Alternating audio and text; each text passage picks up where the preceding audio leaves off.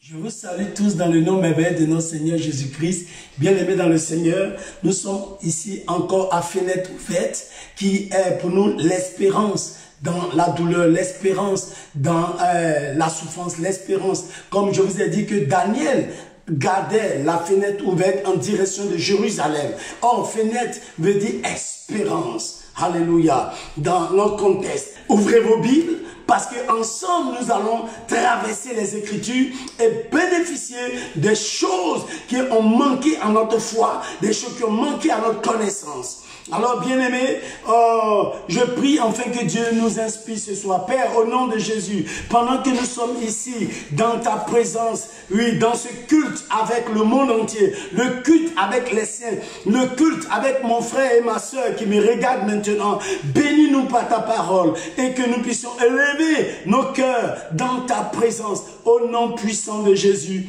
Amen. Alors, sans plus tarder, nous parlerons, comme je vous ai dit, sur la puissance de l'intercession. L'intercession est une puissance qui nous permet d'atteindre à un niveau avec Dieu que vous ne pouvez même pas imaginer. Et ce soir, nous allons beaucoup apprendre sur l'intercession. Intercéder, c'est prier en faveur d'eux. Donc, prier en faveur d'une tierce personne. Quand on parle d'un intercesseur, il ne prie pas pour lui-même, mais il prie pour les autres, il prie pour la nation, il prie pour le peuple, il prie pour une tierce personne. Mais c'est en dehors de lui. Donc, c'est des requêtes que nous apportons à Dieu qui ne nous concernent pas directement, mais concerne les autres. Alléluia. Et c'est pourquoi je veux que ceux qui ont eu la grâce de ne pas être atteints par le coronavirus et qui sont dans leur maison confinés, je veux faire de vous des intercesseurs afin que les choses changent en notre faveur. Cela est possible. Alléluia. C'est pourquoi, sans plus tarder, je vous conduis dans deux textes d'abord de la Bible. Ce soir, nous allons beaucoup lire. Donc, on va lire d'abord Genèse 19, le verset 29. Et après, nous allons lire Ézéchiel 22, le verset 30. C'est notre deux textes de base. Genèse 19, le verset 29 que je lis d'abord. Lorsque Dieu détruisit les villes de la plaine, il se souvint d'Abraham et fit échapper Lot du milieu du désastre par lequel il bouleversa les villes où Lot avait établi sa demeure. Amen. Alors, je vous conduis ensuite dans le livre d'Ézéchiel, le chapitre 22, le verset 30. Je cherche parmi eux un homme qui élève un mur, qui se tienne à la brèche devant moi, en faveur du pays, afin que je ne le détruise pas. Mais je n'en trouve point. Alléluia. La puissance de l'intercession. La Bible dit que Dieu avait résolu dans le ciel qu'il allait détruire les plaines, la ville de Sodome et Gomorrhe, et que sa décision était irrévocable, inchangeable, immuable. Il avait déjà arrêté dans son conseil que ce peuple maudit, ce peuple d'homosexuels, ce peuple de lesbiennes, ce peuple de pédophiles, ce peuple qui n'avait aucun égard pour Dieu et qui couchait même avec les animaux, ce peuple qui s'était éloigné du vrai Dieu et qui s'était corrompu dans la suie sexuelle et qui avait dépravé les messes sexuelle, ce peuple qui refusait à ce qu'une femme parte avec un homme, mais il vivait homme avec homme, femme et puis femme. C'était un peuple de grande souillure. Et comme Dieu ne pouvait plus supporter, la Bible dit qu'il avait décidé, il avait arrêté, il avait pris des arrêts pour détruire Sodome et Gomorrhe, et toutes les villes qui entouraient Sodome. Ceux qui ont fait des achats à Sodome devaient être détruits. Ceux qui allaient faire des marches à Sodome, parce que c'était un peuple aussi qui avait de grands biens, qui étaient très riches et qui faisait beaucoup de trafic. Le commerce et toutes ces choses marchaient bien à Sodome. Alors, tous ceux qui ont participé, même à aller acheter quelque chose à Sodome ou à Gomorrhe, la Bible nous dit, ils devaient être atteints par la sentence, le jugement, par le courroux, la colère de Dieu. Alors, qu'est-ce qui s'est passé? La Bible nous dit qu'un homme du nom de Lot vivait aussi là-bas. Mais Lot était neveu d'Abraham et il vivait à Sodome et à Gomorrhe. C'est là qu'il avait établi ses demeures. Alors que quand Dieu voulait détruire, il était sans pitié. Mais la Bible nous dit que Abraham, qui était l'oncle direct de son neveu Lot, il s'est mis devant Dieu, il a intercédé, il a prié, il a dit à Dieu, mais si tu trouves 50 justes, si tu trouves 45, si tu trouves 40 justes, si tu trouves 20 justes, 10 justes, il a lutté avec Dieu, il dit, mais s'il y a injuste là-bas, est-ce que tu vas le tuer avec les impies? Oh Dieu, fais quelque chose. Abraham a prié. Abraham a prié. Il pria, la Bible dit, c'était en faveur de son neveu Lot et pour la ville de Sodome qui était déjà sous le jugement et le courroux de Dieu. Et qu'est-ce qui s'est passé? La Bible nous dit que quand l'Éternel détruisit les plaines de Sodome et Gomorrhe, quand il a détruit les villes qui entouraient et quand il a dévasté toute la plaine, la Bible dit, Dieu, l'Éternel se souvint d'Abraham et sauva Lot. Écoute-moi bien, Dieu s'est souvenu de l'intercession d'Abraham et il a sauvé Lot. Alors que le jugement était que tout ce qui était à Sodome devait mourir. Mais l'intercession a changé et a sauvé Lot et sa famille. C'est pourquoi je suis en train de te parler maintenant. Tu es confiné, tu n'as pas été touché par la maladie. Mais si tu te lèves dans l'intercession, Dieu va épargner ton pays, Dieu va épargner ta nation, Dieu va épargner ta famille, Dieu va épargner les siens, Dieu va épargner tous ceux qui sont frappés, les nations déjà profondément détruites et touchées par cette pandémie. Il est possible que l'intercession change. Regarde ton neveu, regarde ta connaissance, regarde ton ami, regarde les nations que tu as aimées. Tu as déjà voyagé dans certains pays où tu as été vraiment bien reçu. Mais regarde ces pays qui sont aujourd'hui encerclés par la maladie. Chaque jour, les nouvelles qui tombent ne sont pas bonnes. La maladie va progressant, mais avec l'intercession.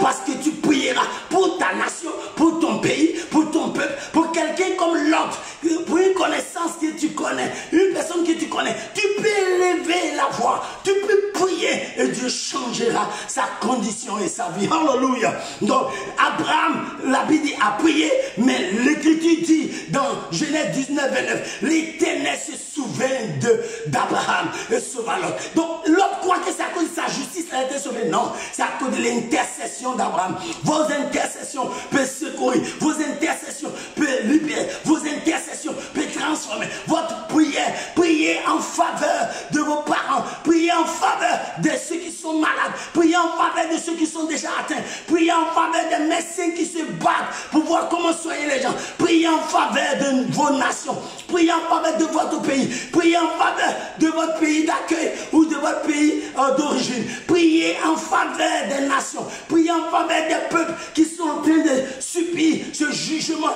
et ces sentences difficiles, cette pandémie, coronavirus qui est en train de saccager et éteindre des jeunes vies, des vieilles vies, même des enfants meurent, des bébés meurent. Bien-aimé, il est possible que ton intercession fasse quelque chose, que Dieu entende ta voix, que Dieu entende tes soupirs, qu'il entende tes cris, qu'il entende tes pleurs et qu'il secoue les nations, les peuples, qu'il puisse faire quelque chose. Il a entendu la voix d'Abraham et il a sauvé l'autre. Alors il peut entendre ta voix et sauver les peuples. Et dans Ézéchiel 22, le verset 31, nous avons lui dit, Dieu dit, je cherche parmi eux un homme qui élève un mur. Donc l'intercession pour Dieu, c'est un mur contre le jugement de Dieu, un mur contre sa colère, un mur qui vient séparer l'homme de la colère de Dieu. Il est possible que tu te lèves dans la prière, parce que quand vous priez en faveur des autres, oui, Dieu exauce. Pourquoi? Parce que c'est lui-même qui cherche. Donc, avant de détruire une nation, avant de détruire un pays, avant de frapper une famille ou quelqu'un, Dieu doit chercher d'abord si cette personne a un intercesseur. S'il n'y a pas d'intercesseur pour lui, cette personne est foutue. Donc, l'intercession, c'est la prière que vous faites en faveur des autres. C'est pourquoi un jour, Jésus a dit, Simon, Simon, Satan vous a réclamé pour vous cribler comme du froment. Satan t'a demandé, il voulait te détruire, mais j'ai prié pour toi. J'ai intercédé pour toi. Et à lieu que Simon parte en enfer, Simon a reçu les clés du royaume, les clés de l'éternité, les clés de la valeur. Votre intercession peut faire de plus méchant un homme bon. Votre intercession peut sauver beaucoup de vies. Quand mes parents étaient dans le fétichisme et qu'ils ne connaissaient pas Dieu, j'ai prié pendant des années. Et c'est moi qui suis le premier qui a connu Jésus dans ma famille. Et j'ai envoyé ma grande sœur à Jésus. C'est moi qui ai envoyé mes parents à Jésus. C'est moi qui ai brûlé le fétiche de ma mère et de mon père, du moins. Et j'ai brûlé aussi le fétiche de jumeaux de ma grande sœur. Écoutez-moi bien. Parce que c'est moi qui intercédais. Et Dieu a touché leur cœur. Et ils ont abandonné leur fétiche. Avec l'intercession, vous pouvez changer de vie. Avec l'intercession, vous pouvez libérer des captifs, renvoyer libre les opprimés. Vous n'avez pas besoin de vous déplacer. Mais la prière d'intercession est une puissance qui déchire les cieux, qui déchire le vent, qui déchire l'espace et qui touche le trône et le cœur de Dieu. C'est pourquoi, bien-aimés, je vous invite à l'intercession. Vous ne devez pas profiter de ce confinement pour regarder seulement des films. Trouvez du temps sur vos genoux. Pleurez pour des nations, pleurez pour des familles, pleurez pour vos connaissances, pleurez pour ceux même que vous ne connaissez pas, mais qui sont en train de souffrir à cause de cette pandémie ou qui ont été déjà atteints par le coronavirus. Dites-leur non devant Dieu et il se souviendra de vos prières, de votre intercession et il sauvera beaucoup de personnes. Alors bien aimé, il dit je cherche, c'est Dieu qui cherche un intercesseur avant de prendre une décision radicale, une décision difficile pour l'humanité, une décision pour punir. Dieu cherche d'abord un intercesseur, quelqu'un qui élève un mur. Et puis Dieu dit, qui élève un mur, qui se tient à la brèche devant moi en faveur du pays, mais afin que je ne la détruise point. Mais je n'en trouve point. Dieu dit lui, quand il veut détruire, quand il veut laisser le coronavirus faire ravage, il cherche d'abord un intercesseur. Donc, il n'a pas vu d'intercesseur dans les nations. Dieu a vu seulement des gens, chacun court pour chercher son argent, aller au travail, nourrir ses enfants. Personne, ils vont à l'église même pour se montrer, c'est tout. Ils vont à l'église pour le showman, pour le showbiz, pour leur propre vente. Oui, Dieu n'a pas trouvé d'intercesseur. Parce que s'il trouve d'abord, il suscite d'abord, il veut d'abord les intercesseurs. Quand les intercesseurs sont suscités et qu'ils se tiennent devant lui parce qu'ils sont prévenus du danger, oui, en ce moment-là, ils se lèvent et ils arrêtent le danger. Alléluia. Donc, Abraham avait appris que Dieu partait pour détruire, oui, Sodome et Gomorrhe. C'est pourquoi il a dressé le mur. Il a parlé. Donc, Dieu, qu'est-ce qu'il fait? Il envoie la parole pour prévenir. Il lui faut un intercesseur pour l'empêcher d'agir. Parce que s'il n'y a pas d'intercesseur, il dit, alors moi, je suis obligé de frapper en tant que Dieu. Alléluia. C'est pourquoi, vous voyez, quand il y a une pandémie, quand il y a un problème dans une nation, dans une famille, dans un peuple, dans un royaume, ce qui surprend Dieu, c'est qu'il n'y a pas d'intercesseur.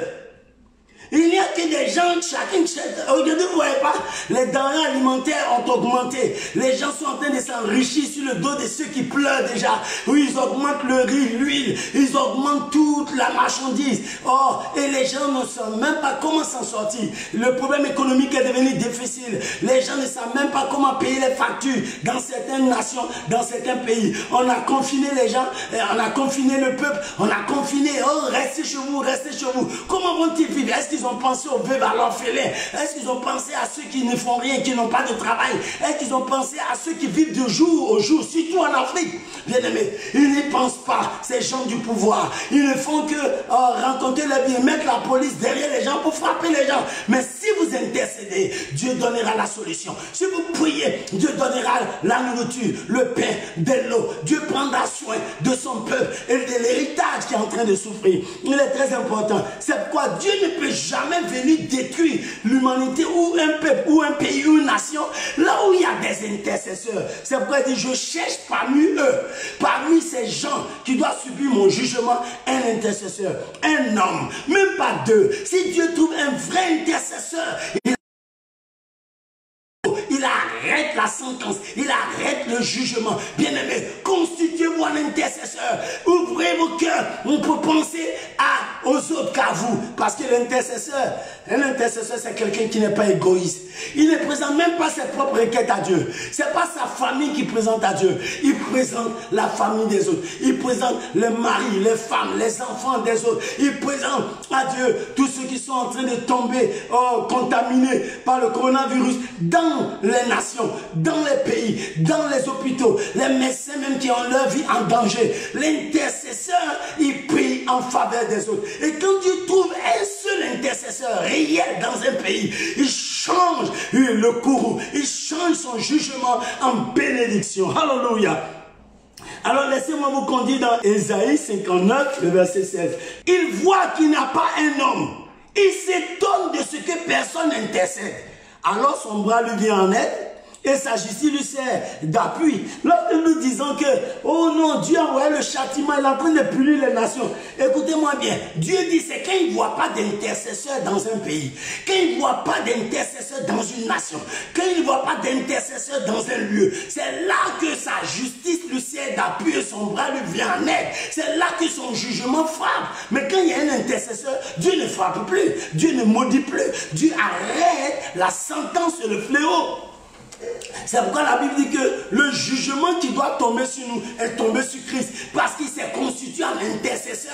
Et il est venu dans ce monde. Et il a pris nos fardeaux. Voici l'agneau de Dieu qui ôte le péché du monde. Voici l'agneau de Dieu qui intercède en faveur des pécheurs. En faveur de ceux qui sont tombés sous le joug d'Adam et d'Ève. En faveur de ceux qui sont devenus esclaves de Satan. Bien-aimé, moi je crois à la puissance de l'intercession. Parce qu'elle change les conditions du jugement. Elle change les sentences du Dao. Elle change le programme de la mort. Et c'est pourquoi si nous intercédons, si nous prions pour nos vies, si nous prions pour nos familles, si nous prions pour nos amis, si nous prions pour notre pays, Dieu se lèvera dans le ciel. Il dit, il s'étonne de ce que personne n'intercède. Si on n'intercède pas et qu'on continue à faire des bêtises sur Facebook, continue à chercher des buzz, continue à vous glorifier, continue à croire que vous êtes des papes, c'est votre problème. L'intercesseur seul qui peut sauver la nation, ce n'est même pas vos prophéties. La prophétie est venue pour dire que je vais détruire, mais je m'étonne qu'il n'y a pas d'intercesseur. S'il n'y a pas d'intercesseur, alors je frapperai. Dans l'une des Job, quelque part, il est dit que la mort est venue, mais si trouve un intercesseur, un parmi des milliers qui disent, qui parlent en faveur du mourant, alors je retire son âme de la force. Bien-aimé, les gens sont près de la tombe, ils sont menacés, ils sont déjà atteints. Toi, tu n'es pas atteint. Mets tes genoux, mets-les par tes pleurs. Oui, pour ceux qui vivent dans ces conditions, cette pandémie, ceux qui sont déjà touchés par le corona, ceux qui sont déjà, oui, près de la mort, Dieu peut changer la situation. Dieu peut arrêter cette affaire de virus. Le Seigneur peut donner la guérison et la solution immédiate, la solution durable. Dieu est capable à ce qu'une vraie solution soit trouvée et qu'elle soit adoptée par tous et que les gens entrent dedans. Le business des gens, de tuer les gens pour s'enrichir, peut s'arrêter par notre intercession. Nous devons prier. Ils ont menacé l'Afrique, mais si nous mettons nos genoux à terre et que nous prions, cette pandémie stoppera en Afrique et Dieu montrera qu'il existe par lui-même. Bien-aimé, Dieu s'étonne qu'il n'y a pas de prieur, il n'y a pas d'intercesseur, il n'y a personne qui prend le fardeau des nations, le fardeau de son pays, le fardeau des peuples.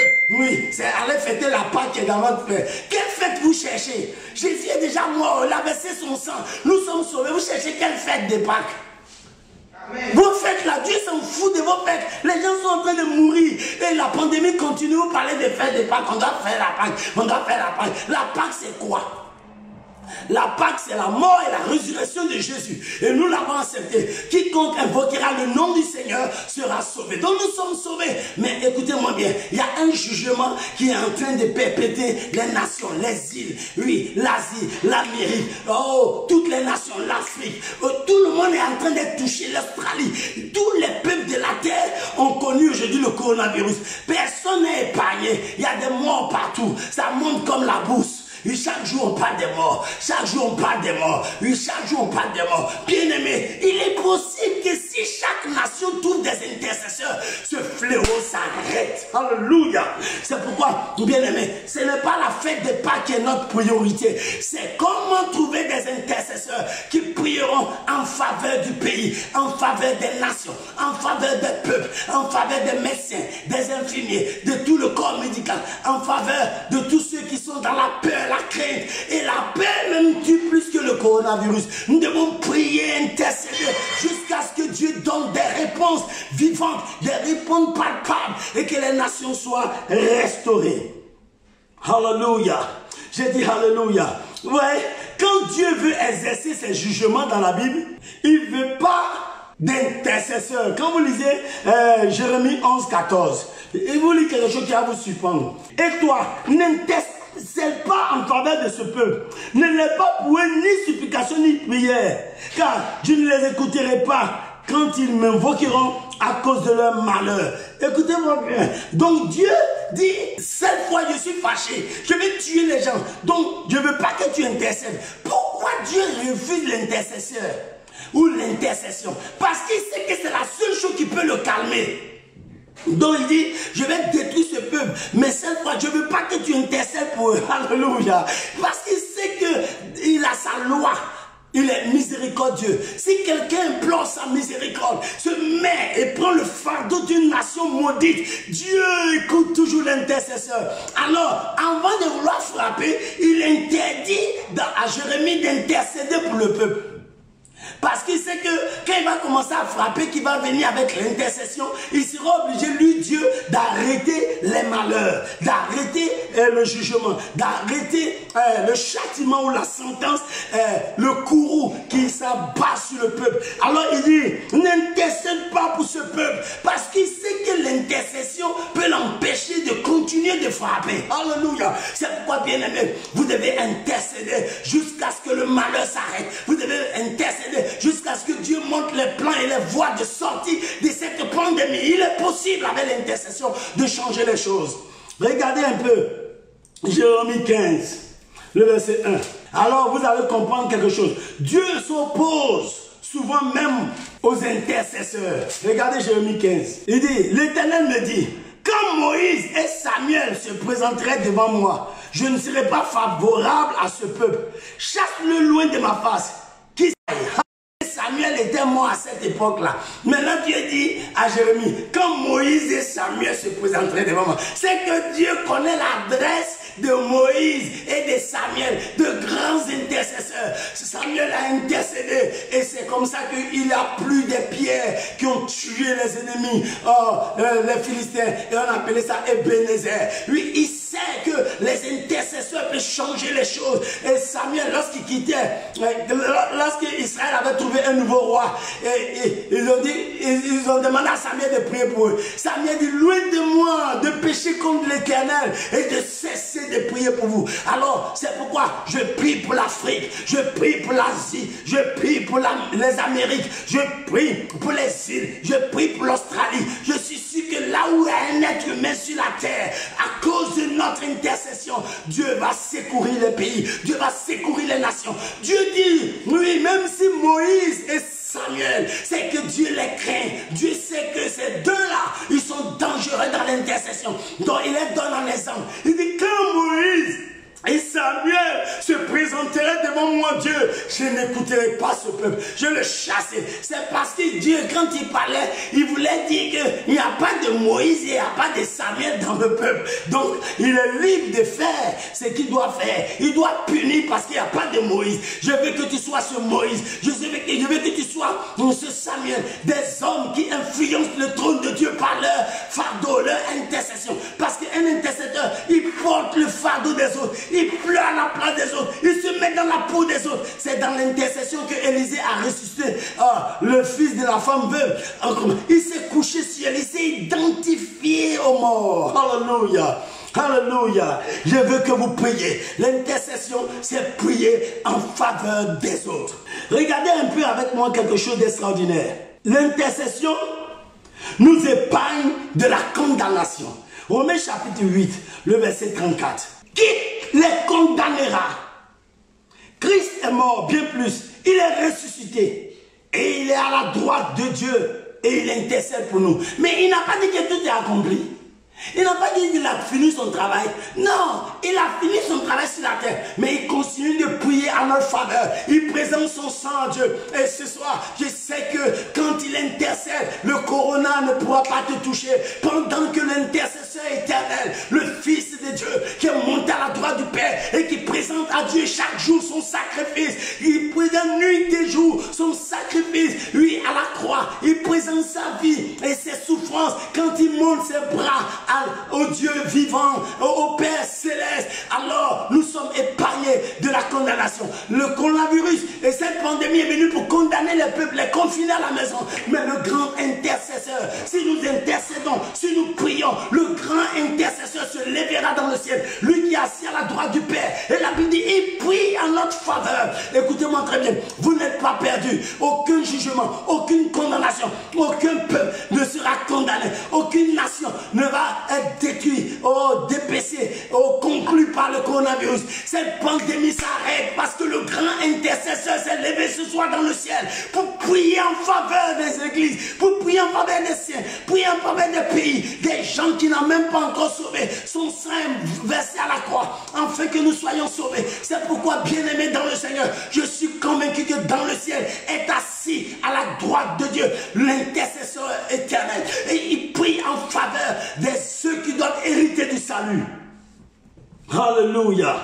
Alléluia. Oui, vous devez aimer la prière. Vous devez passer des heures délicates dans sa présence. Vous devez prier en faveur de ceux que vous apprenez de mauvaises nouvelles dans les pays, dans les nations, dans les peuples. Chaque jour, on dit, oh, il y a tel nombre qui augmente en Côte d'Ivoire, oh, aux États-Unis, oh, en France. Il y a eu des nouveaux cas.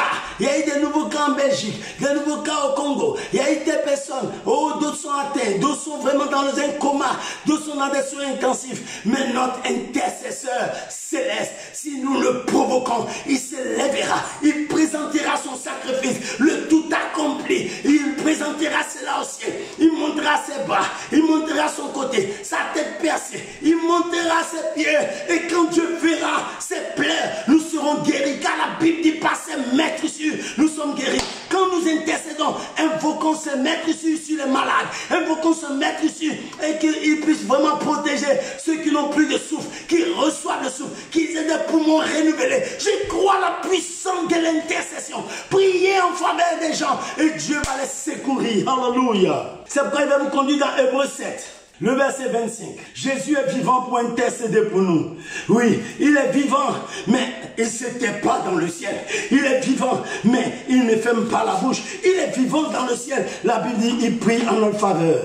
C'est aussi pour cela qu'il peut sauver parfaitement ceux qui s'approchent de Dieu par lui, étant toujours vivant pour intercéder en leur faveur. Il dit, c'est aussi pour cela qu'il peut sauver, il peut guérir, il peut libérer, il peut délivrer tous ceux qui sont atteints, il peut libérer les nations. Parce que si nous nous approchons de lui, il y a une condition. C'est pourquoi, bien-aimés, ayez un cœur d'intercession. Dieu a fait grâce, vous n'êtes pas malade, mais constituez-vous un intercesseur. Devenez des Moïse et des Élie, devenez des Samuel, devenez, joignez-vous à l'intercesseur céleste, afin qu'il guérisse, afin qu'il libère, afin qu'il restaure, afin qu'il transforme cette pandémie en joie. Cela est possible. Ce n'est pas les fêtes de Pâques, Les gens sont en train de mourir, vous parlez de fêtes de Pâques. Dieu va faire quoi à vos fêtes? Il dit, lui cherche un intercesseur pour que Dieu restaure, Dieu guérisse, Dieu libère, Dieu transforme les choses. Vous êtes en train de penser à fête pour payer habits pour porter. C'est ce que vous appelez fête. Nous attendons une fête éternelle.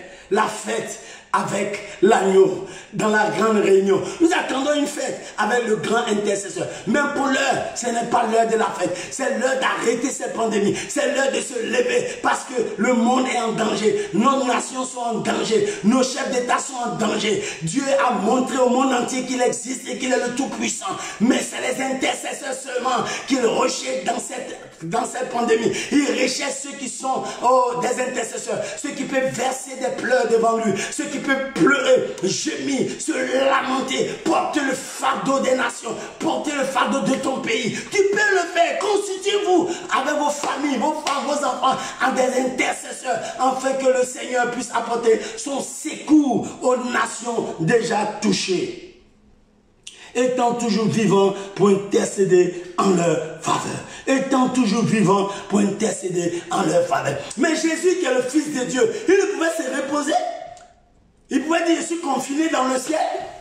j'ai déjà tout accompli, mais il continue de présenter à Dieu ce qu'il a accompli. Alors, nous avons la victoire dans le sang de Jésus. Nous avons la capacité divine de présenter à Dieu, lui, les vies des hommes qu'il a créés, qui sont en train de toucher par cette méchanceté des ténèbres, par ce plan diabolique d'enrayer les hommes sur la terre. Bien-aimés dans le Seigneur, c'est un défi qu'on a lancé à l'Afrique, pour dire que l'Afrique, ils vont mal mourir, il y aura des millions de morts, mais vos genoux peuvent changer le diagnostic. Vos genoux peuvent transformer les choses. Je vais vous montrer ça dans la Bible.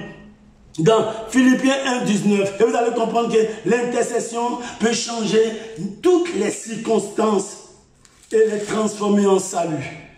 C'est l'apôtre Paul qui parle aux Philippiens et il leur dit ceci. Car je sais que cela tournera à mon salut, grâce à vos prières et à l'assistance de l'Esprit de Jésus-Christ. Alléluia. Il dit, car je sais que cela tournera à mon salut. Cela changera. Il était dans une mauvaise condition. Il savait que les gens voulaient le détruire avant le temps. Ils voulaient le tuer avant le temps. Mais il dit, car je sais que cela tournera à mon salut. Bien-aimé, vous pouvez prier pour les autres. Et la pandémie va tourner en salut. Ça va tourner en restauration, en guérison. Les nations vont se retrouver. Il y aura encore la joie dans les rues. Il y aura encore des danses dans les rues. Il y aura encore des voitures qui vont klaxonner. Si comme nous avons gagné un match de football, lui il dit cela tournera en mon salut. Alors bien aimé, et grâce à l'assistance de l'Esprit de Jésus-Christ, c'est nous qui avons l'Esprit de Jésus-Christ. Et cet Esprit-là doit nous pousser à l'intercession. Ça doit nous pousser à prier pour que les gens soient secourus. Oui, si nous prions, si nous parlons par famille, étant confinés, mais le diable s'est mal trompé, il s'est mal barré, ils ont fait une erreur de nous mettre dans les maisons. C'est des endroits de prière. Nos maisons sont devenues des hôtels, des sanctuaires devant Dieu. Bien-aimés, faites-vous des temples à la maison. Passez du temps avec Dieu. Passez du temps dans la prière. Présentez à Dieu le sacrifice de Jésus-Christ pour les nations. Présentez à Dieu la souffrance de son Fils, car c'est lui le grand intercesseur. Et la Bible dit que cela tournera en faveur des nations. Restauration, guérison, bénédiction, guérison, restauration économique, restauration financière, restauration mentale, psychologique. Oui, parce que les gens sont touchés mentalement, moralement. Ils sont dans la peur. Mais nos prières peuvent transformer leur peur en assurance. Il est possible de changer les choses à cause de l'intercession. Parce que l'intercession est une puissance. Daniel a prié en direction de Jérusalem. Oui, parce que 70 ans devaient s'écouler et la souffrance devait s'arrêter. Mais quand il a remarqué que la souffrance persistait, la Bible dit 3 fois le jour, il intercédait, il priait, il luttait. Alléluia. Et Dieu a donné la solution et le peuple a été libéré. Quand je recherchais à cause d'un songe que le roi avait fait, qu'il avait oublié, il cherchait à tuer tous les magiciens et tous les sages de Babylone. Quand ils ont commencé à les tuer, Daniel dit, donnez-nous du temps. Oui, donnez-moi seulement un peu de temps et je vous donnerai la réponse. Daniel alla et il incita, il instruisit ses amis Shadrach, Meshach, Abednego. Ils ont passé la nuit à intercéder afin que le Dieu des cieux réponde et qu'on ne tue pas les magiciens. Et Dieu exauça. Il révéla le secret à Daniel. L'intercession est une puissance. Comment quelqu'un peut voir le songe que toi tu as fait, tu as oublié, et puis lui reçoit sa révélation. C'est par l'intercession que Dieu répond. Si vous intercédez, vous aurez la compassion. L'intercession, c'est prier avec compassion, prier avec la douleur, prier en se mettant dans la peau des autres, prier en disant que, oh Seigneur, comment vont-ils manger? Comment les hommes souffrent? Oh Dieu, guéris. Seigneur, aide les médecins, les infirmiers. Seigneur, les infirmières. Seigneur, aide le corps médical. Donne la sagesse et qu'on trouve des moyens de guérison. Oh Dieu, fais quelque chose pour les nations. C'est pourquoi ce soir, je crois à la guérison totale de la Côte d'Ivoire. Je crois à la restauration des États-Unis. Je crois à la guérison du Congo. Oui, je crois à la délivrance de Kinshasa.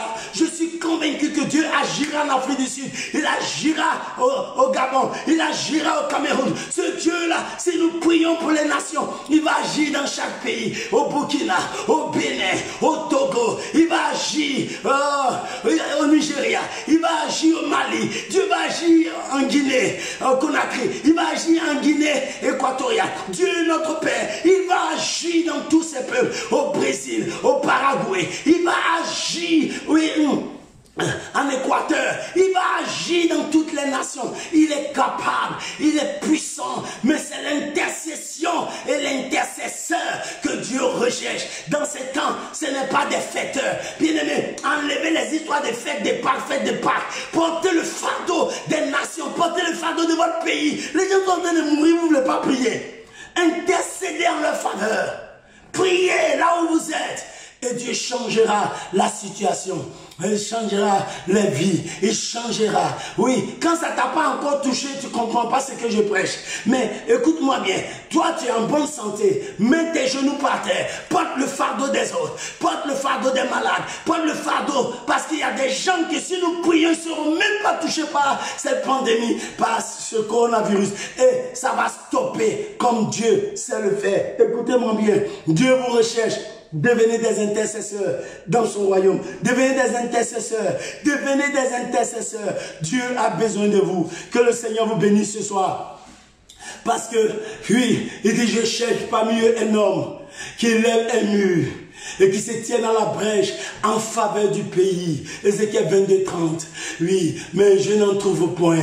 Dieu est dans la peine de voir que, au lieu de chercher à prier, vous venez sur Facebook pour vous pavaner, pour vous faire des clashs, pour insulter les gens, pour faire des choses inutiles. C'est pas le moment. Le moment est à la prière, à l'intercession et porter le fardeau des nations. Que le Seigneur vous bénisse, bien-aimés. Parce que vous êtes confinés pour devenir les prêtres des maisons. Monsieur qui a ta famille, deviens le prêtre de ta famille. Deviens l'intercesseur, madame, de ta maison. Deviens celui qui apprend aux enfants qu'on peut se mettre à genoux pour parler à Dieu en faveur du pays. C'est pas aller danser à l'église. La fête des Pâques a chauffé. Ça, c'est quoi ça? Ça, c'est quoi ça quand les gens sont en train de mourir? Devenez des intercesseurs. Pendant qu'Israël était en train de fêter, un malheur est tombé parmi eux. Parce que Dieu, il cherche les intercesseurs. Ne soyez pas, oui, distraits par les fêtes et par les jours de fête. Non, ce n'est pas notre but ça. Christ est mort pour nous. Il est ressuscité. Il est lui-même vivant. Il est au ciel. Au lieu de fêter, la Bible nous dit il intercède pour nous. L'heure est à l'intercession. Car l'intercession est une puissance qui peut transformer le bien en mal. Que le Seigneur vous bénisse et bénisse tous ceux qui nous ont suivis. Que le Seigneur bénisse sa parole. Laissez-moi faire cette prière. Père, au nom de Jésus, je te prie enfin que les cœurs soient poussés à l'intercession. Que les cœurs portent des fardeaux. Que nombreux se lèvent pour devenir des prêtres dans ta présence. Je prie pour tes serviteurs. Agis puissamment. Visite-les. Je prie pour les chrétiens. Je prie pour le monde entier. Je prie pour les nations, que dans chaque nation nous trouvons au moins un intercesseur. Quelqu'un qui va se battre dans ta présence jusqu'à ce que tu répondes. Nous voulons nous joindre à l'intercesseur céleste, celui qui est assis à la droite de Dieu et qui prie en notre faveur. Bénis donc ton peuple et remplis-les de courage au nom puissant de Jésus. Amen. Le Seigneur vous bénisse et nous serons encore à notre rendez-vous de demain 20h. La grâce soit sur vous. Passez une bonne soirée dans l'intercession au nom de Jésus. Amen.